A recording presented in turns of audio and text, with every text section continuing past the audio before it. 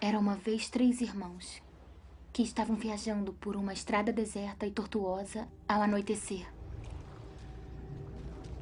Depois de algum tempo, os irmãos chegaram a um rio muito perigoso para atravessar. Os irmãos, porém, eram versados em magia. Os 3 irmãos simplesmente balançaram suas varinhas e fizeram uma ponte. Antes que pudessem atravessar a ponte, tiveram o caminho bloqueado por uma figura encapuzada. Era a Morte. Ela se sentiu traída. Traída porque o normal seria os viajantes se afogarem no rio. Mas a Morte era perspicaz. Ela fingiu parabenizar os 3 irmãos por sua magia e disse que cada um ganharia um prêmio por ter sido inteligente o bastante para evitá-la.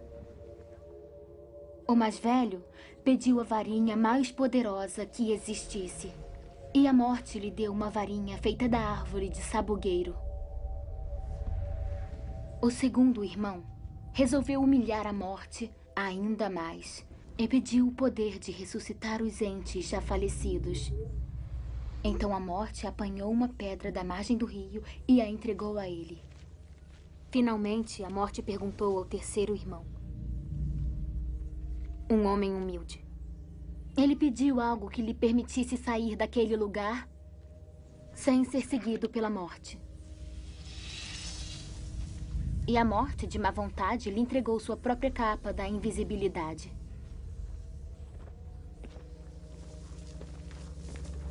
O primeiro irmão foi para uma aldeia distante, onde, com a varinha de sabugueiro na mão, assassinou um bruxo que não teve nem a oportunidade de lutar. Tomado pelo poder que a varinha das varinhas havia lhe dado, ele seguiu para uma estalagem onde se gabou por sua invencibilidade.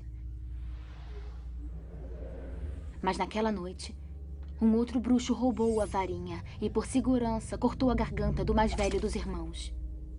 E assim a Morte levou o primeiro irmão. Enquanto isso, o segundo irmão viajou para casa, onde pegou a pedra e virou-a 3 vezes na mão. Para sua alegria, a moça que um dia desejara desposar antes de sua morte precoce apareceu diante dele. Contudo, ela estava triste e fria. Não pertencia mais ao mundo dos mortais. Enlouquecido pelo desesperado desejo, o segundo irmão se matou para poder unir-se a ela. Assim, a Morte levou o segundo irmão. Já o terceiro irmão, a Morte o procurou por muitos anos, mas jamais conseguiu encontrá-lo. Somente quando atingiu uma idade avançada, foi que o irmão mais novo despiu a capa da invisibilidade e deu-a para seu filho. Ele acolheu a Morte como uma velha amiga e a acompanhou de bom grado. E como iguais, partiram dessa vida. E aí estão. Essas são as relíquias da Morte. Me desculpe, senhor. Ainda não entendi direito. Eu preciso de um pedaço de papel e de uma pena. Agora vou poder desenhar.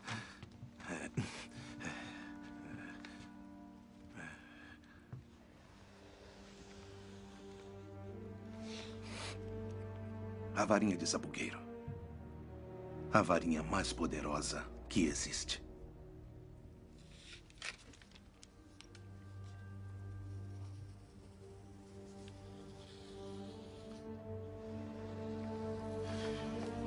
A pedra da ressurreição.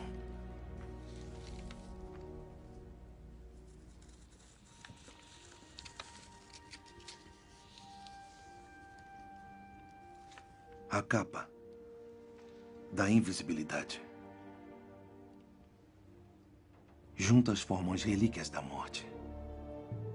Unidas, fazem de seu dono o Senhor da Morte.